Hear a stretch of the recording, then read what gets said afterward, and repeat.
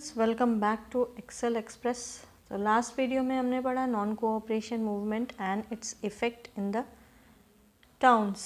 तो आज हम पढ़ेंगे topic rebellion in the country side.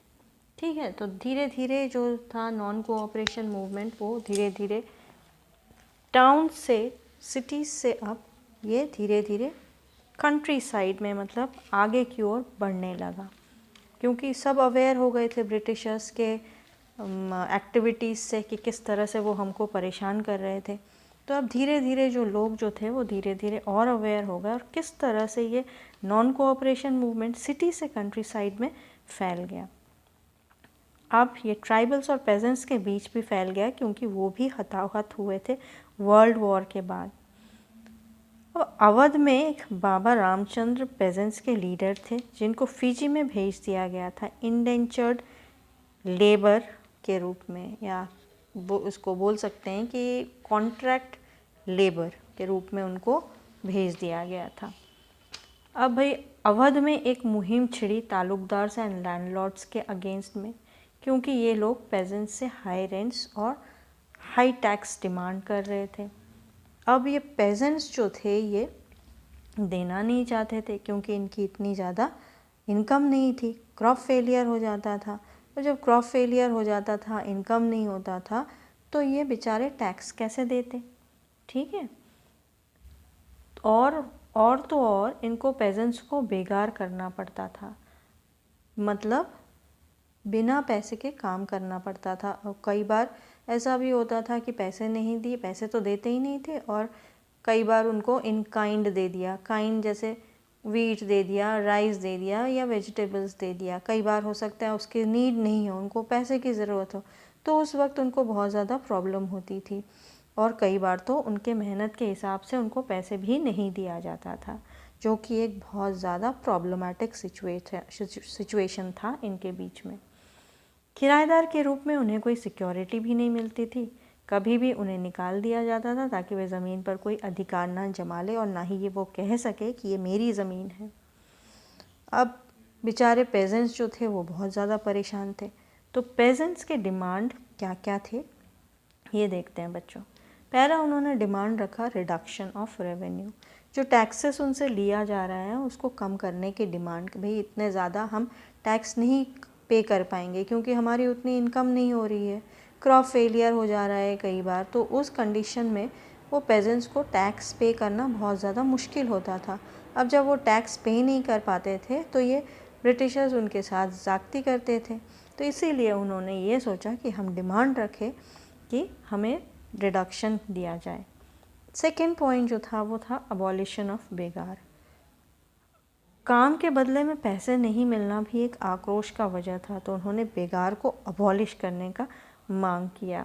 उन्होंने ये कहा कि भाई जब हम काम कर रहे हैं तो हमें काम के बदले में पैसे दो, हम फ्री में क्यों काम करें। और उनकी जो मांग जो थी वो वाकई में बच्चों उचित थी। आप ही बताओ, कि कोई अगर काम करेगा तो उसके बदले में तो पैसे तो चाहिए ही, बिना पैसे के तो कोई काम नहीं करेगा ना। तो इसीलिए उन्होंने ये रखा कि अबॉलिश कर दिया जाए। नेक्स्ट जो था वो बॉयकॉट ऑफ ऑप्रेसिव लैंडलॉर्ड्स। उन्होंने लैंडलॉर्ड्स का बहिष्कार किया। कैसे किया उन्होंने? वो ऐसे कि धोबी बंद शुरू किया गया पंचायत के द्वारा, जिसमें बार्बर्स और वॉशरमैन के सर्विसेज मिलने बंद किए जाए। लैंडलॉर्ड्स को ना कोई नाई बाल काटेगा, ना ही कोई कपड़े धुलेगा लैंडलॉर्ड्स के, और ये जो है लंबे बालों में रहेंगे, और जब इनके बाल नहीं कटेंगे तो बाल लंबे रहेंगे, और कपड़े भी ये गंदे पहनेंगे। ठीक है। अब जून 1920 में जवाहरलाल नेहरू ने अवध के आसपास के गांव में जाना शुरू किया। अब गांव में इसलिए जाना शुरू किया कि भाई वो पेजेंट से मिल सके, उनसे रूबरू हो सके सामने, और उनको उनके प्रॉब्लम्स को वो सुन और समझ सके।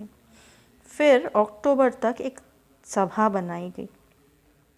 जवाहरलाल नेहरू, बाबा रामचंद्र और कुछ अन्य द्वारा औध किसान सभा, और एक ही महीने में इसके 300 से ज़्यादा ब्रांचेस खुल गए। ठीक है। अब दूसरे साल जब नॉन कोऑपरेशन मूवमेंट की शुरुआत हुई, तो कांग्रेस ने अवध पेजेंट स्ट्रगल को एक नया और वाइडर रूप दिया। जैसे जैसे मूवमेंट स्प्रेड होता गया, तालुकदार के घर और मर्चेंट्स को अटैक किया गया, बाज़ार लूटे गए और जो ग्रेन्स को छुपा कर रखा जाता था ना बच्चों, उन्हें वापस ले लिया गया। बहुत सारे जगह पर लोकल लीडर्स ने गांधी जी के नाम पर कहा कि अब no taxes and no land will be distributed, ताकि सारी चीज़ें और डिमांड्स जो हैं वो पूरी हो सके। ये था पेजेंट्स के बारे में। अब आते हैं ट्राइबल पेजेंट्स के बारे में। ट्राइबल पेजेंट्स बेसिकली जो हैं ये लोग जो हैं, ट्राइबल पीपल, ये बेसिकली जंगल के रहने वाले होते हैं। जंगलों से इनका लाइवलीहुड चलता है, जंगलों में ही सारी चीज़ें, इनकी रहन सहन, रहना वहना सब वहीं पे ही होता है। तो ये बहुत ज़्यादा ज़मीन से जुड़े हुए व्यक्ति थे। अब ब्रिटिशर्स लोगों ने भी इनको नहीं बख्शा, इनके साथ भी बहुत बुरा सलूक किया। ठीक है बच्चों, तो ट्राइबल्स को फॉरेस्ट में जाने की इजाज़त नहीं थी, ना ही वो अपने कैटल्स को चरा सकते थे।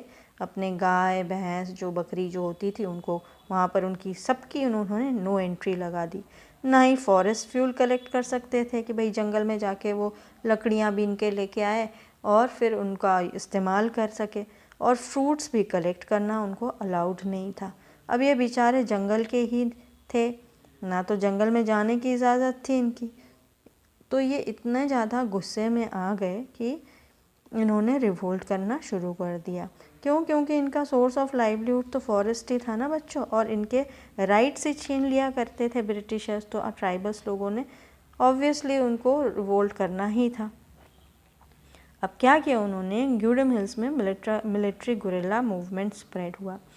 अब जब गवर्नमेंट को उनको फोर्स किया बेगार के लिए एक बार कि रोड बिल्डिंग में वो, तो उन्होंने इस चीज़ के लिए मना कर दिया। उन्होंने कहा कि फ्री में वो कोई काम नहीं करेंगे और उन्होंने रिवोल्ट करना शुरू किया। और उनके लीडर अलूरी सीताराम राजू, जिन्होंने ये दावा किया कि उनके पास स्पेशल पावर है, लोग अपना एस्ट्रोलॉजिकल प्रेडिक्शंस कर सकते हैं और उन्हें गोलियां भी दाग नहीं सकती, और लोग उन्हें इनकारनेशन ऑफ गॉड मानते हैं। अलूरी जो थे वो गांधी जी के बहुत बड़े प्रशंसक थे और वो हाईली इन्फ्लुएंस थे बापू के नॉन कोऑपरेशन मूवमेंट से।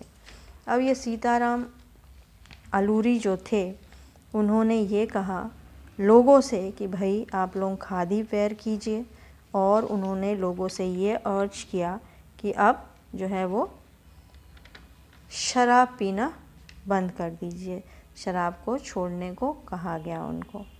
उन्होंने कहा कि भारत स्वतंत्र तभी हो सकता है जब लोग एक होकर वार करें ब्रिटिशर्स पर। तो ट्राइबल्स ने पुलिस स्टेशन पर अटैक किया, ब्रिटिश ऑफिशियल्स को मारने का प्रयास किया गया और गुरिल्ला वॉरफेयर में लगे देश को स्वराज दिलाने में। बाद में उन्हें बंदी बनाकर एग्जीक्यूट कर दिया 1924 में, मतलब उनको मार दिया गया और वो हीरो बन गए। ठीक है बच्चों, तो ये था rebellion in the country side कि किस तरह से अब नॉन कोऑपरेशन मूवमेंट एक जगह से शुरू होकर धीरे धीरे देश में ये पूरा स्प्रेड हो रहा था, क्योंकि हर कोई परेशान हो चुका था अब। तो हर किसी वर्ग के लोगों ने या सोशल ग्रुप्स ने किस तरह से अपने रिएक्शंस दिए, ये हमने पढ़ा। तो अभी आज हमने पढ़ा कंट्री साइड में क्या क्या हुआ। ठीक है बच्चों, तो मिलते हैं नए टॉपिक के साथ अगले वीडियो में। तब तक हैप्पी लर्निंग।